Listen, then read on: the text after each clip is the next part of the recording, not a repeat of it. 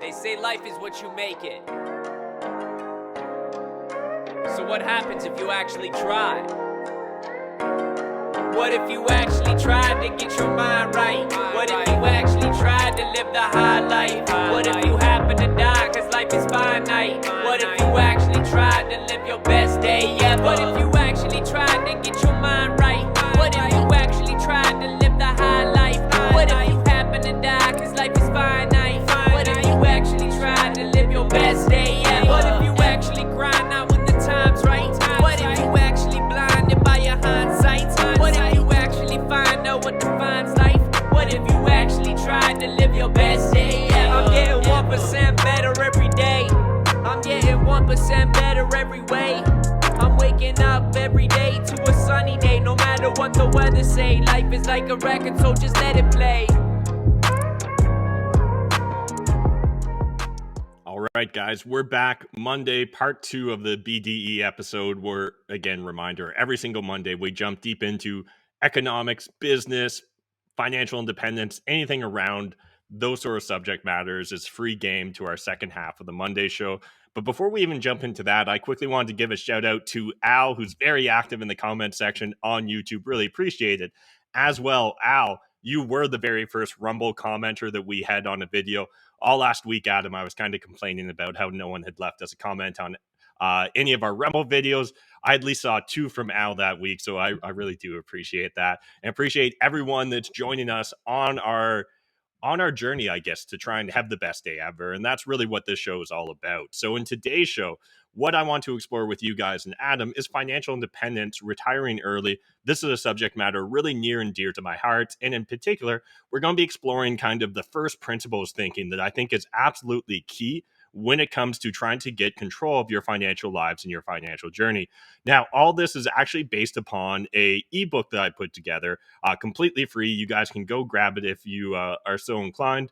I'll do a quick screen share here. And reminder, the second half of these shows, we always post a Substack article that you can check out Monday through Thursday. So really encourage you guys, if you haven't joined Substack, 1, it's actually a very simple process. 2, if you want to read the Substack articles without actually even signing up for Substack, spoiler alert, you can actually do that. You just click the let me see it first little link below where it asks you for an email. Although we'd really appreciate if you guys gave us your email. It's one of the ways that we can constantly keep in touch with you. It's one of the reasons that we think it's so important you join both the Telegram chat, where we can interact, just real quick, back and forth. And then secondly, Substack, where we can have longer form conversations. But for anyone that wants to grab the ebook before we get into today's show, you can go to mattmckeever.com/ebooks, and you'll see a list here of all the different ebooks. Now, it's not necessarily the most user-friendly, but hey, this is all free. So if you click it, it should take you back up to the top. You can click read now. For whatever reason, download's not working on it. I need to get a new website, guys. So if you guys know a guy, hit me up. But essentially, if you read now, you can go through the entire PDF. But let's jump over to the Substack article because I want to explore this with you guys real quick before we open it up to the discussion. Let's quickly just define the term financial independence and retiring early. So FIRE. FIRE is described as a concept and movement dedicated to high savings rates and continuous consumption of resources to allow, or conscious consumption of resources to allow an individual to retire before the traditional age range of 55 to 65. FIRE is about taking ownership of your personal situation and personal finances. Think of FIRE as a first principles approach to living your life. And we'll get into what first principles is in a second. But before we do so, I just quickly want to explain my background with FIRE and then open it up to you, Adam, and hear yours as well. But the very first time I think I ever discovered the concept of FIRE, I don't remember the exact day, but I remember the office I was working in. It was at the BDE offices in Mitchell, Ontario.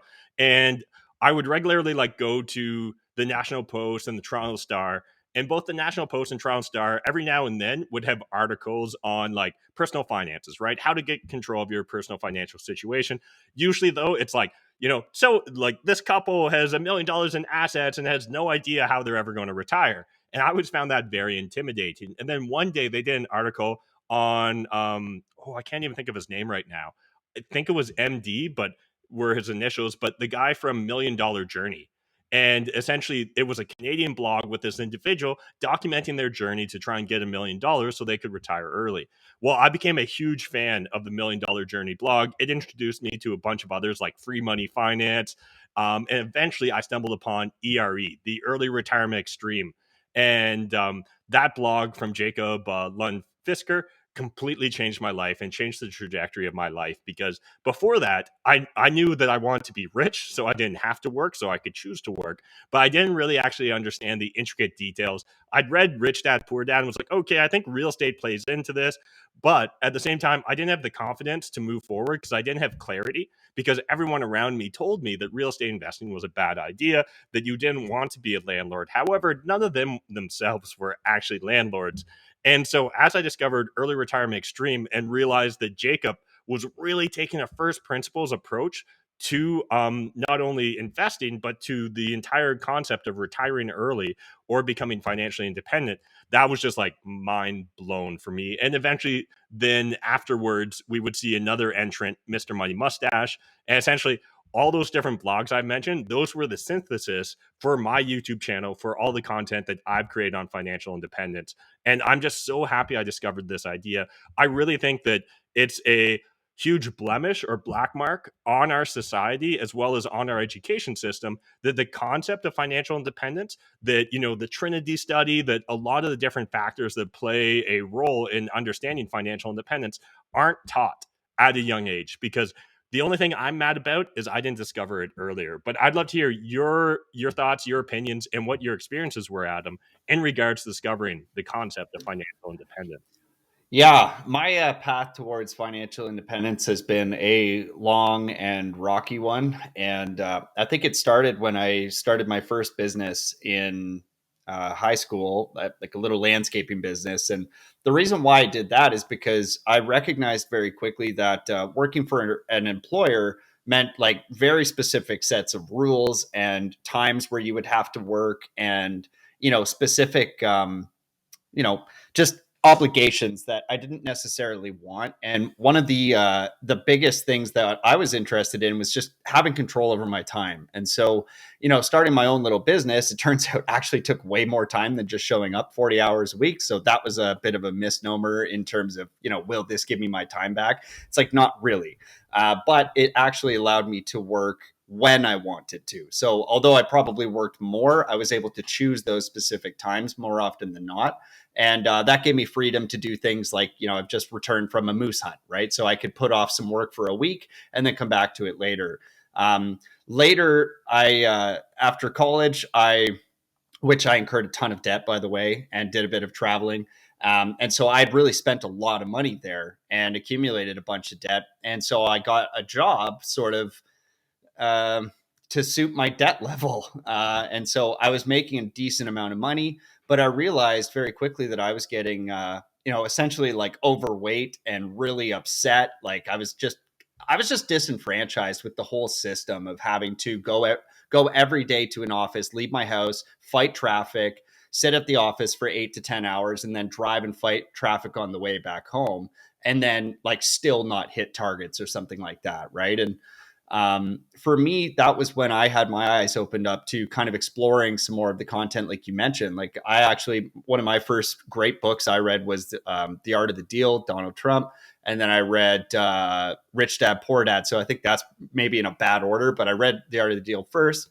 Then I read Rich Dad, Poor Dad. Then I read The Wealthy Barber, Dave Chilton, and sort of stumbled actually kind of upon you at that point, right? And that's sort of around the time where we did that limo tour, and then was able to basically ingest your entire YouTube channel in the space of a couple of days, which was wild.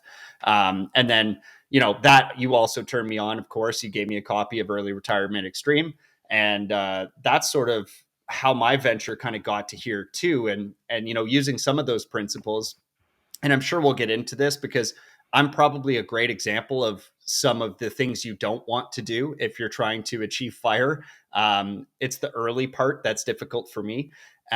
Financially, that led to us sort of building some businesses together and getting a taste of what it's like to increase your income. So if you don't want to decrease your outputs, you can always increase your income. But I think during this discussion, I would love to explore some of the things that I've done wrong, because I've certainly made many mistakes on the way to financial independence.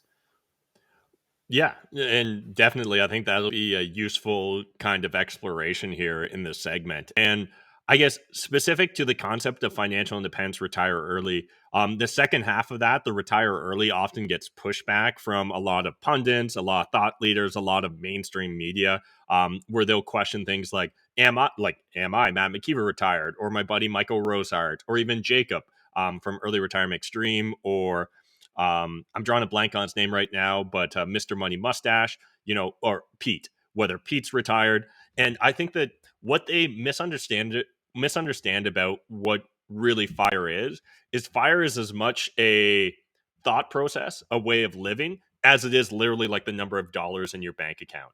And what I mean by that is I know, like, at least for myself, Matt McKeever, I can scale up or scale down my personal living needs at a flip of a switch. If tomorrow somehow, like, it turns out the government seized all my property, I wouldn't immediately feel like I was hand to mouth, ass to mouth, whatever they call that term, where you're constantly panicking when there's a term, I can't think of it, and those are not the right terms that I use. But like, where you're constantly living in debt, right? And you're constantly struggling to get by.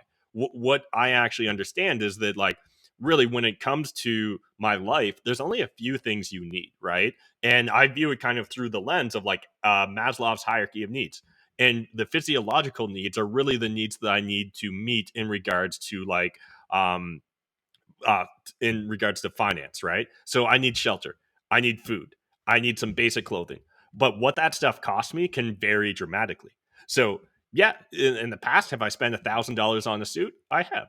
But do I also know that I could literally go down to Value Village or to Lee's or some other place and buy like a $10 worth of clothes and literally have probably enough clothes to last me a month? Yeah, I also am very aware that I can scale up or scale down my personal needs as necessary.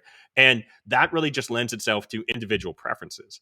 And so, again, understanding that my preferences shouldn't really dictate how I view my interactions with money or how I view my interactions with the general economy. I think that that's where a lot of people get themselves in this treadmill of constantly chasing the next thing, right? So the moment that they feel comfortable making their $1,000 a month mortgage payment is the moment they decide to go out and buy a bigger house that's going to cost them $2,000 a month. Now, if you struggle to internally motivate yourself, those external motivating factors can, in theory, be a net benefit because it's going to drive you to push yourself harder, right? It's going to drive you to improve yourself and become a better version in order to be able to make that $2,000 a month mortgage payment. However, I do think that there's a lot of unnecessary stress that oftentimes goes hand in hand with that sort of approach to life versus it's almost like a very minimalist thought process, right? It's a very aesthetic sort of view where it's like, I don't need much. And I understand that like a lot of the things in life that people become chained to are actually like just as much using them as they are using those things. And that to me is why the concept of first principles in particular is so important when we're having this exploration of financial independence. So I'm going to pull up the Substack article here and dive a little bit deeper into what I mean by first principles. So, first principles is a foundational proposition or assumption that stands alone and cannot be deduced from any other proportion or proposition or assumption. So, what we mean there is like throw out everything you've been told about finances. So, you've probably been told, if you work really hard, if you save 10% of your income, if you, constantly work for that promotion, you might be able to retire by 55 or at least by 65. Well, again, if you use that as your basis, you might consider early retirement retiring at 52 or 50 years of age. And I'm not throwing shade at anyone that chooses to retire at 50 or 52, but I am throwing shade at the individuals that can't retire until they're 65. The people that don't feel like they're in control of their personal finances. And a lot of the reason you don't feel like you're in control of your personal finances is in fact because you don't control your financial expenditures, right? Money in, money out, the net is your savings. It's actually a very simple, basic proposition and concept, but the vast majority of humanity, particularly in the Western world, struggle with internalizing this. So when we're talking about how to achieve fire, really what we know if we're starting from a first principles thinking is we need to determine our needs, right? So again, circling back to Maslow's hierarchy of needs, what do I need from a physiological perspective? Well, I need shelter, I need clothing, I need some food. Outside of that, I don't really need much. But a lot of people are going to think, well, I need as nice of a house or nicer house than my brother-in-law has, right? I need a nicer car than my parents have. I need this, that, I need, and the other. When really that's not the case. And now we won't get deep into it in this segment, but for those of you interested, I really encourage you go look at the Trendy study, or at least look at the ebook I shared with you. In the Trendy study, they'll explain why saving 300 times your monthly expenses is likely the target you should be aiming for if you want a very passive approach to financial independence, and essentially you just want to buy a portfolio of bonds and stocks or equities. Or we can look at developing passive income that covers our monthly expenses. This to me is what's so attractive about real estate investing, about small businesses, side hustles, things of that nature. And then literally step 3 is you reach fire, you can drop mic and retire. But when actually exploring the 3 steps for first principles thinking, identify and define your current assumptions, break down the problem into its foundational principles, create new solutions from scratch. So if we think about the lens of like having enough, right? Having enough money to be able to survive indefinitely, well, that means we have enough money or enough income to be able to acquire the things we need in order to survive indefinitely. And that's where, again, shelter, food, clothing, transportation come into play. But as we mentioned previously, what you spend on those expense categories can vary dramatically, right? Some people will spend literally $100 or less on transportation a month with an expensive bus pass or a metro pass. Other people might spend $1,000 a month just on their car payment, let alone the insurance, the fuel to do that, the maintenance, the upgrades, the whatevers in regards to their vehicle. Well, those two people are going to reach a level of financial independence at very different expense categories if they're going to stick with that. Oh, looks like I lost Adam. But we're going to keep rolling here regardless. So here's an example of a first principles approach to FIRE. And again, you can grab this in the free e-guide. But step 1, current assumptions. It takes decades to be able to save for retirement, and you need millions of dollars to be able to retire comfortably. I think this is a very mainstream proposition these days, particularly with inflation, at all-time highs, at least in my living memory. However, specific to this, we need to really break down those assumptions and question whether they're accurate into us being able to navigate our financial futures. So step 2, break down problem. To retire, I need enough passive income or savings to cover my needs and allow me to live indefinitely. I need to identify exactly what I need to survive and find the most efficient way to meet those needs. So in this case, let's break down shelter, transportation, food, medical, clothing, and consumables. And step 3, create new solutions from whole cloth in order to meet those needs. So shelter. Well, if I want to try and reduce my expense category in regards to shelter, I could look at something like house hacking. House hacking is the idea of living in a property and renting out other portions of the house. So whether that's literally buying a 5-bedroom house, living in 1 bedroom, renting out the other 4, whether that's buying a 4-plex, living in 1 unit and renting out the other 3, ideally when it comes to shelter, our goal here is going to be able to find a way to be able to live for free in our shelter. So moving on to transportation, again, we can buy really expensive, whatever, 200 Ford F-250 truck that's going to cost us a ton in monthly payments and things of that nature. Oh, it looks like Adam just lost his power. He sent me a text message, but that's all right. We're riding. I know what I'm doing when it comes to financial independence and retiring early. So transportation, we could also, instead of that expensive car and expensive payment, we could literally buy a bike, use public transportation, live close to where we work, and dramatically reduce the amount of money we need to spend in that expense category. Or maybe if you really like the nice vehicle, maybe you can find a way to Uber drive or carpool and have your cost of vehicle subsidized through that means. Now, again, not every solution's equal here. Part of it is determining what your personal priorities are. Then when it comes to food, groceries and growing your own food can be a very cheap solution to reducing your food expenses versus maybe instead having to go out and eat every single day, right? Or go out and eat 3 times a day like some people do, right? Some people literally are going to eat out for every one of their meals.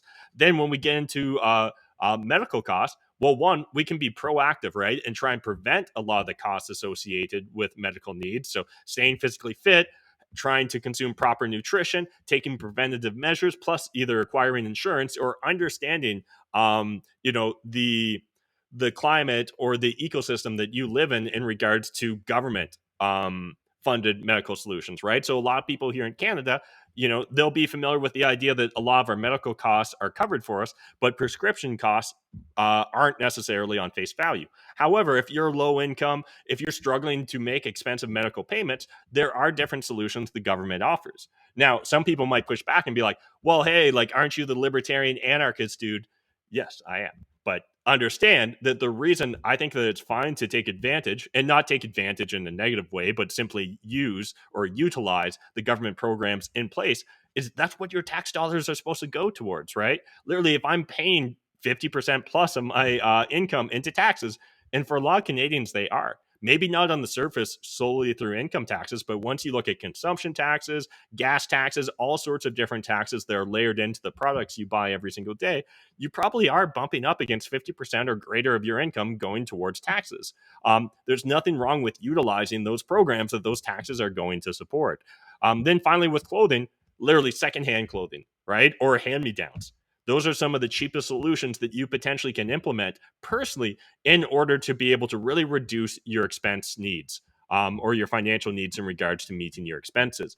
Reminder, subscribe to the Substack if you haven't. But I like to view the 3 routes to FIRE as such. You can literally live for free. So if you're willing to just be that dude that lives out in the woods and builds a cabin out of wood and hunts your own food and all that, you can probably literally live for free in that sense. Or you can become, a ward of the state. You can live off your parents and mooch for free, but none of those are particularly attractive or personally satisfying, in my opinion. However, the 2 other options are, you can either look at accumulating assets, and again, that maybe takes us to saving up 300 times our monthly expenses, or alternatively, we could look towards passive income, right? And there's a lot of different ways you can even break down passive income. But maybe I'll stop here for a second and just give you a chance to jump in here, Adam, and share some of your thoughts when it comes to first principles thinking around financial independence. And where do you think some people maybe stumble when it comes to either identifying and defining their current assumptions, breaking down the problem into its foundational principles, or trying to create new solutions from scratch? Yeah, that's awesome, Matt. I'm sure you noticed, but my power went out there for a moment, so I dropped off. And so, hopefully I respect the audience and don't repeat too much. But I think one of the very interesting things that is dealt with the first principles thinking is just shedding your ego, right? Like, do I actually need these things, or is this truly a luxury that I'm enjoying? And one of the big ego things for me, and one of the things that was probably most game changing in my approach to FIRE, is the house hacking, right? Like, can you find a way to live for free? And like, you don't even need to own the place, right? You could house hack a rental. So you could rent one room and rent out your other rooms to, people, friends, whatever. And yeah, it makes it look like you're living like a student. But guess what's cooler than having your friends, make fun of you because you're living with other people? It's not having 30 to 40, 50, 60% of your income going to that shelter cost. And so, the first property that I was able to get and then actually house hack, like, that was a game changing experience for me. I mean, that saved me, not only saved, I think it was about $1,800 a month, but I was able to house hack it on Airbnb, which actually allowed me to get a surplus out of my house, right? So my house was paying me to live in it, all the while I was paying down my my debt on the property through principal pay down. So, that was like game changing to me. Now, where I struggle is in some of the other things that I enjoy. And I think, Matt, if you didn't mention it, I think there is a worthwhile point or discussion here to be had about conscious consumption, where there's certain things that you might just literally value. Okay. And for me, unfortunately, those things are expensive. Okay. I love cars. I actually love them. And so I've always wanted to have a nice car, not because of the outward ego, but because of my experience that I have with them.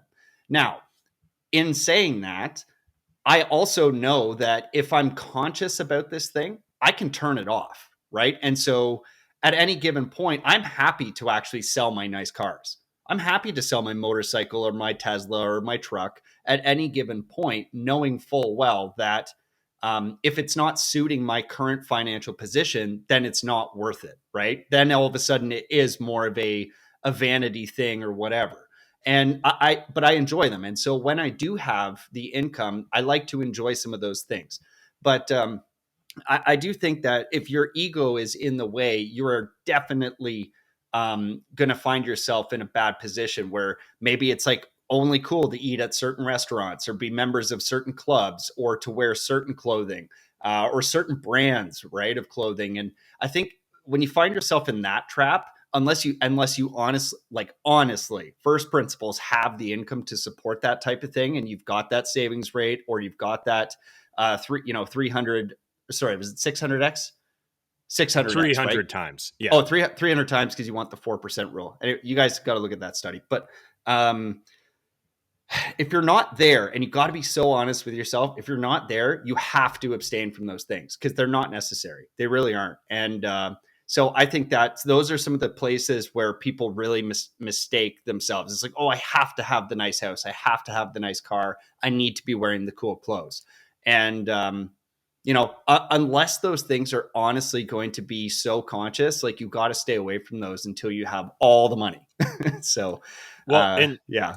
Yeah, I think that's a good point there, Adam. And again, just to build upon it, from like a first principles thinking, we don't necessarily have to sacrifice everything that you want. We just need to find new innovative approaches to it, right? So like, Yes. let's say you really consider yourself like a gearhead or you love cars. Well, there's a lot of different ways you could likely scratch that itch. One, you could go out and buy a brand new Porsche or Lamborghini or Ferrari or whatever.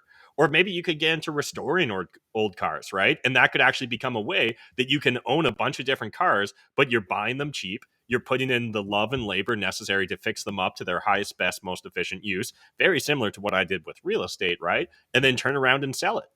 And this could be a way that you could constantly have new cars coming into your life. You get to know those cars way more than the dude that simply walks into the Ferrari dealership and slaps down 100 or 200K in order to buy that car. And you're still scratching a very similar itch. And I would argue you're learning practical skills as well. So you're literally leveling yourself up versus the person that's like, oh, I just take it to the dealership and write $1,000 immediately the moment it needs an oil change or a wheel or a tire changed, right? Because I know nothing about vehicles. Like that's another very easy way to approach it. Or let's say you want to live in a very high-end prestigious neighborhood for whatever reason. Maybe you want to live next to your in-laws. Maybe you want to live in the best school district possible. And the only way to do so is to live in a very expensive home. Well, does that home have like a guest suite? Could you rent out the guest suite in order to subsidize that cost? Or better yet, would you be willing to live in the guest suite for a period of time while renting out the primary portion of the home?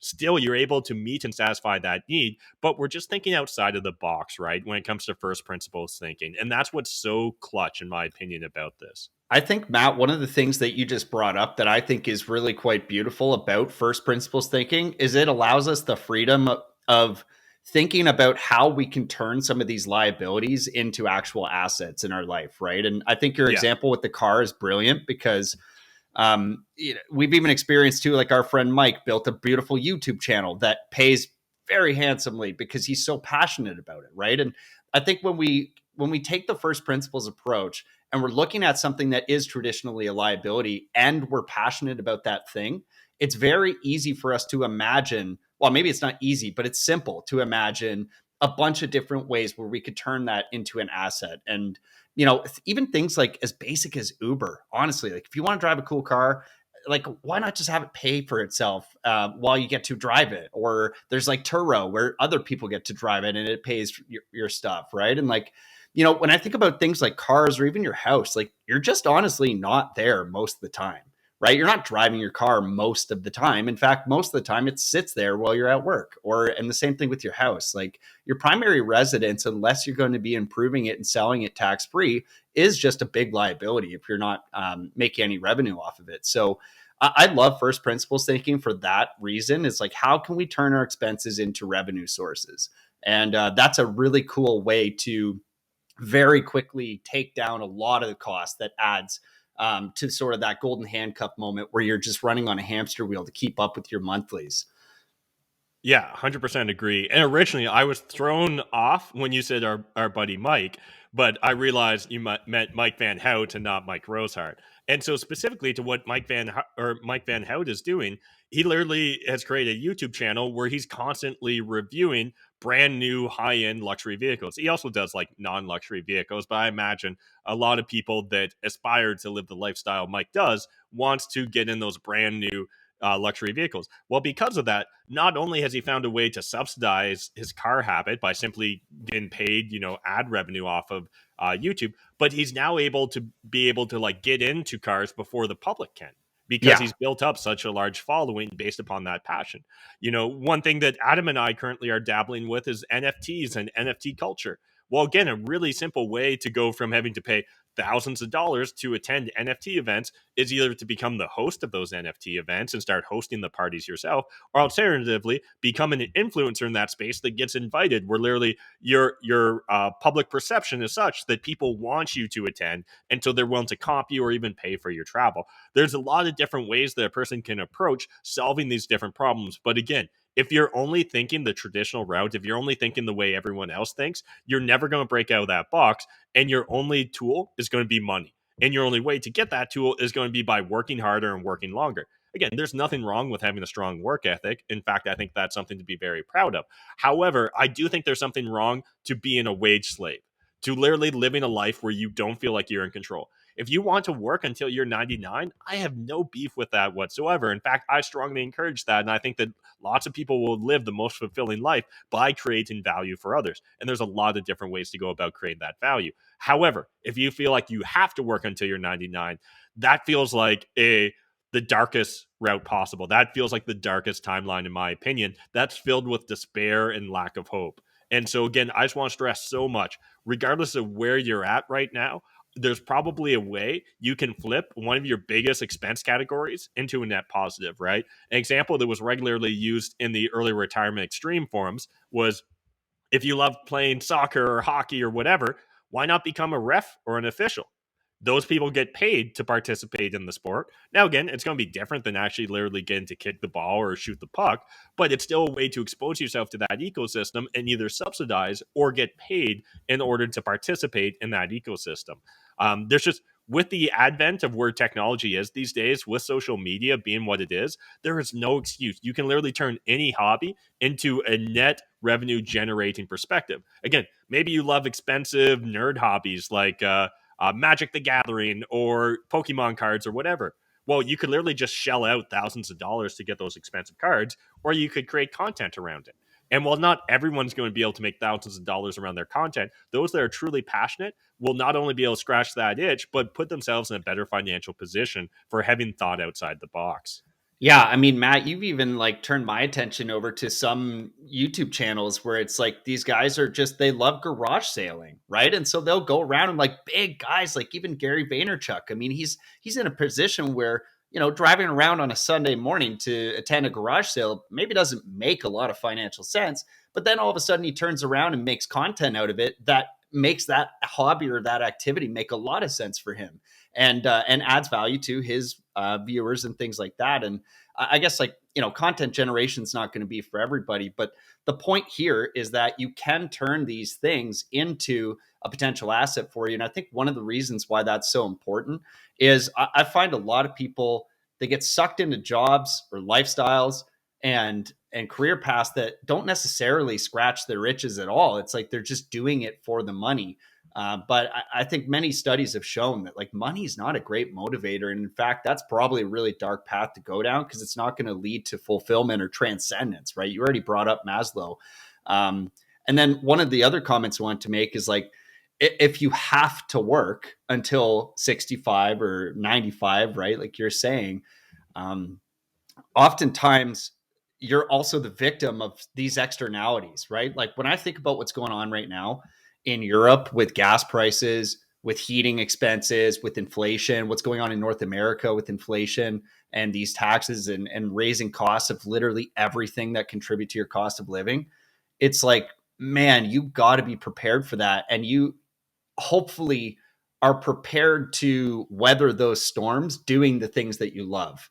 And not having to sacrifice on other things like time with family and time with friends and doing those hobbies that you enjoy with your spare time. It's like, if you can get control over that, then when these storms come up, it's like, oh no, I've got to do more of my hobby. That's a revenue source. Like, that's awful. And it just gives you that security and freedom to be able to take your time back, which is that to me is the root of all of this, right? Time is literally the only non-renewable resource. And why would we not make serious and concerted efforts to attempt to gain control over that time?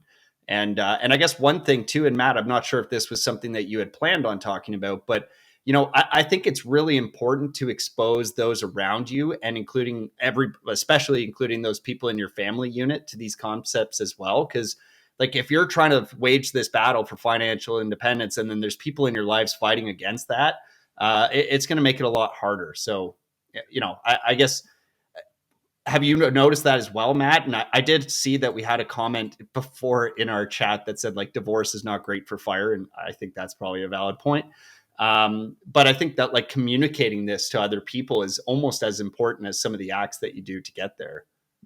Yeah, certainly. If you've got people in your life that are supporters of your vision of reaching financial independence, it will be far easier to achieve that. I'm a huge fan of the concept, you're the average of the 5 people you spend the most time with. So if the 5 people you spend the most time with around you believe in your vision, it will be a lot easier moving forward and being able to succeed at that.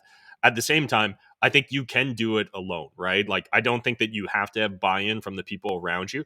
But if you're not going to have their buy-in, you need to be fully committed, right? Because there will be friction, there will be doubters, and that friction and those doubters may be well-intentioned, right? They may only have the best intentions for you and your future, but they don't understand the level of buy-in and thoughtfulness that you've necessarily applied to the subject matter. And one other thing I just want to circle back to, Adam, that you were kind of hitting upon, is for a lot of people, they have very few degrees of freedom, as in the only way they can solve a problem is with money.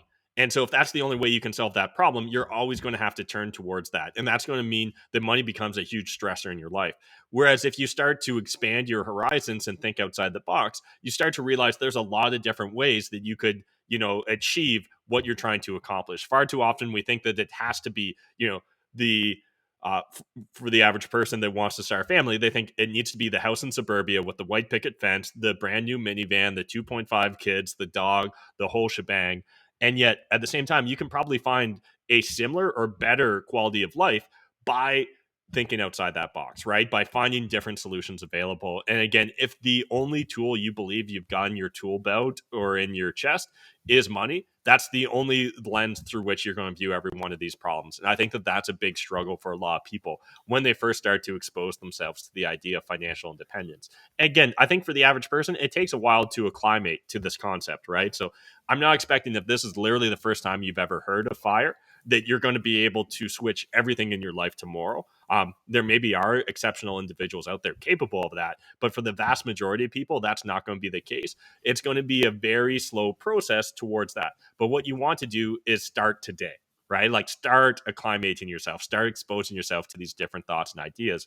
Because once you start to really think creatively, you realize that there's very few obstacles in your life that are truly dead ends. It may just involve a pivot or a slight, trajectory change. I want to jump into a couple other points, though, in the Substack article. When we're talking about passive income, I think it's worth exploring that there's different means to passive income as well. So for the purpose of the guide that I'm sharing with you guys, we identified 4 streams of potential passive income. Intellectual property. So that could be things like content creation. It could be patents, things along those lines. Businesses, right? So again, whether that's the laundromat that you're making passive income from, there's a lot of different solutions. Real estate, as well as debt or public equities, right? And those are more...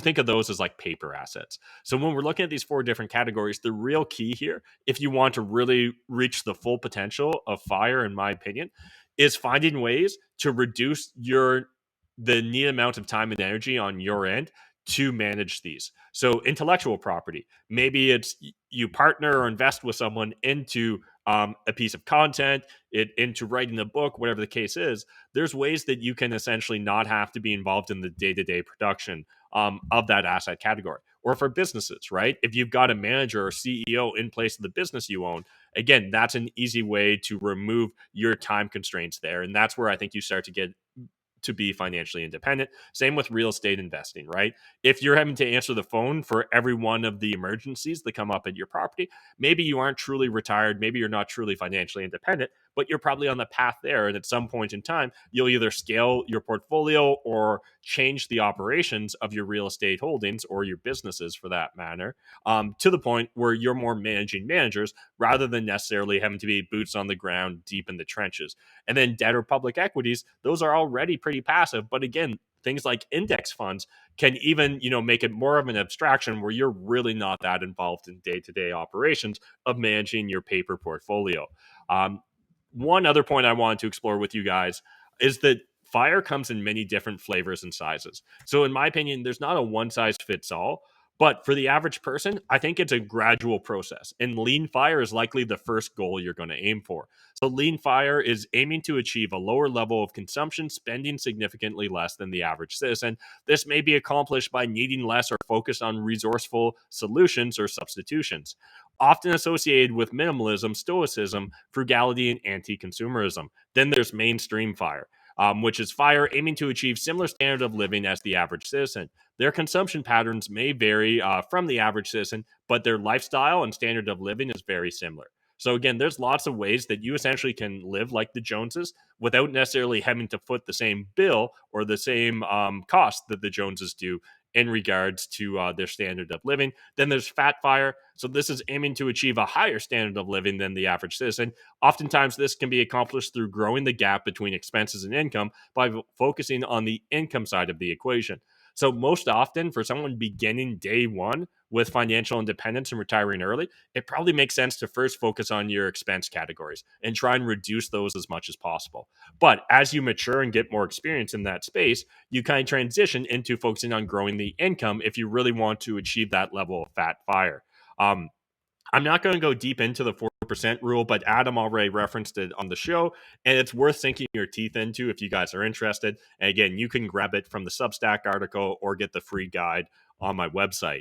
But when we're playing with some of the tools that are listed here, FireCalc is one where what you can do is essentially explore with that 4% safe withdrawal rate, what level of assets you would need in order to essentially just buy a mix of bonds and equities or like build out that paper portfolio of assets. So $500,000 would produce $20,000 in annual spending with a 4% safe withdrawal rate. So $500,000 maybe sounds intimidating in the moment, but understand that there's lots of ways that you can go about building out that capital base.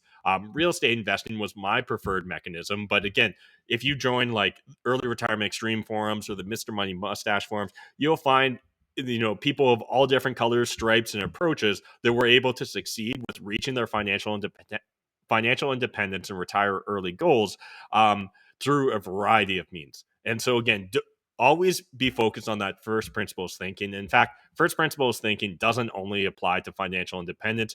We really should be taking this to almost every aspect of our life, because if you're only doing what the majority does, you're only going to get what the majority gets. And I think that living an average life is almost a life wasted to a certain extent, because you're probably capable of so much more.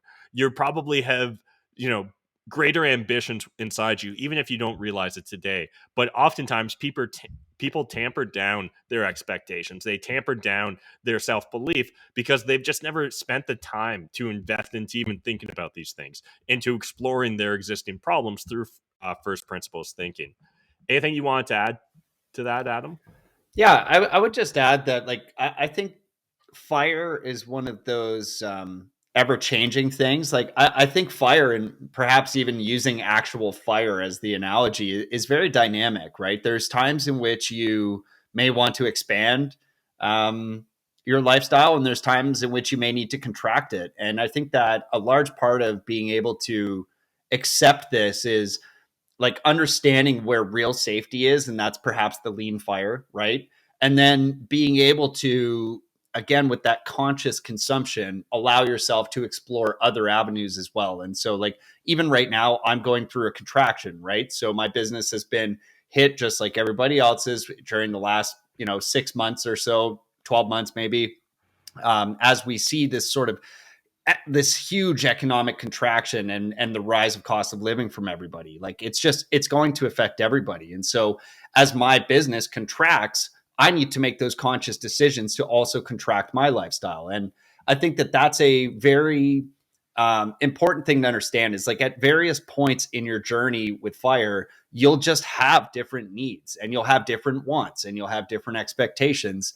And all of this comes down to really just managing your ego and being honest with yourself about where you're truly at. Like if you have less income today because whatever, maybe the markets are not doing well, or maybe real estate's down, or maybe your IP isn't generating what you need it to do. These things happen, right? And I think the key is to make sure that you have a realistic baseline for yourself, and then understanding where you are in relation to that baseline in terms of your multiple streams of income, and then just being honest with yourself when you're in a point of contraction. And I think that that's normal, right? Like if your goals change, if you have different ideas of what would be great for an above average life for yourself, which everybody I hope is striving for. Again, like Matt said, an average life kind of sucks. Like why would you want to be average? So, if you're aiming for fat fire, but then you lose certain income streams, or those income streams contract, it's sensible that you need to really think, okay, maybe I need to be aiming down at a lower peg. And that's not a loss, right? That's not actually a loss. That's reality, right? And this is perhaps, to make this a little more sensible, there's a good health analogy, right? And health comparison. Your health and wellness, your body fat essentially comes down to calories in and calories out, right? And if you have a surplus of calories, you're going to be getting fat. If you have a loss of calories or a calorie deficit, you're going to lose that fat because your body's just going to keep on burning whatever it burns based on your activity levels. That's the same as this. And I think the idea here is, if you are gaining too much body fat, you just have to recognize that you need to trim it, right? You need to have a calorie deficit in order to get rid of that. And that's perfectly fine. And so if, for example, you make you have a goal that you want that 6-pack, and you make a mistake and you have a crazy weekend out, and you have a bunch of pizza and hamburgers and fries, and you start gaining fat, it's like, well, the next thing to do is not give up on your goal. It's actually to just have a great week after that, or a great day.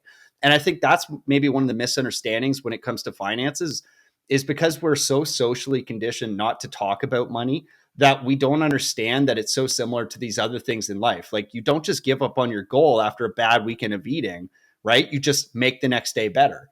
And I think the smaller we can have our little periods of measurement, like if you have a bad day where, say you, whatever, for whatever reason you like bought too many meals out that week, like, well, just make next week better, or the next day, or the next hour.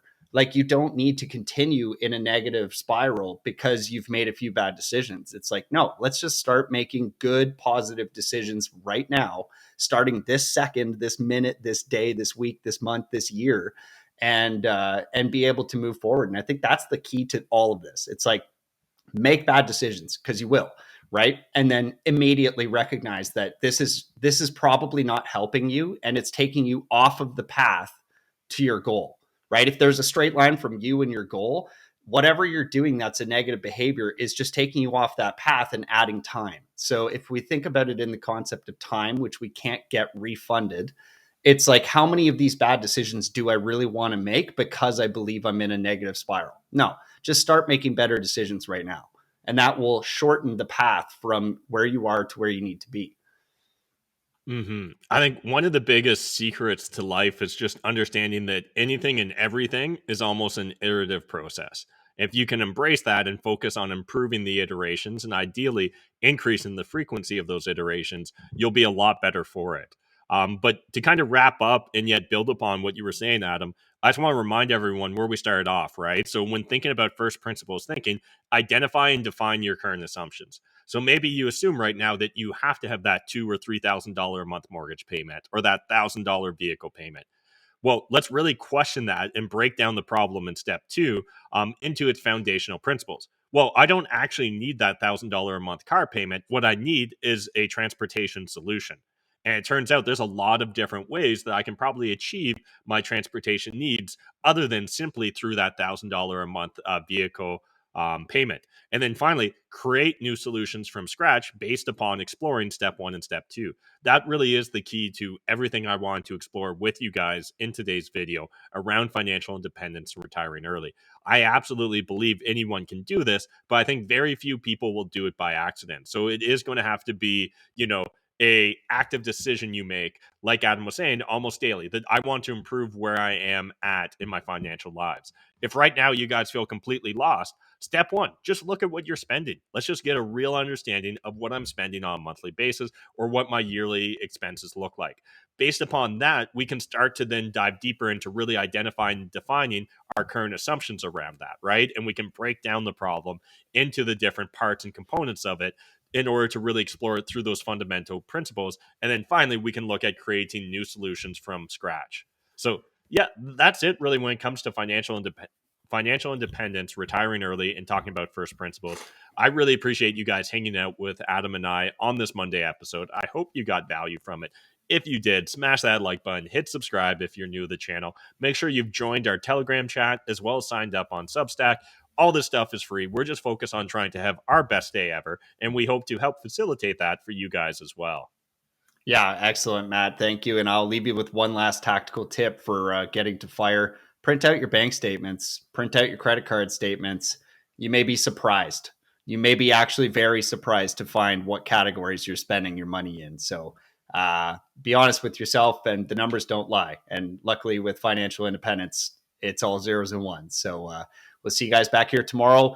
Actually, programming is TBD for tomorrow. So while I'd love to give you an announcement on what that's going to be, we still got to work on that. So that's what you get for being away for a week, you guys. But it's so good to be back, and we will see you tomorrow. Cheers. Awesome. Thanks, guys.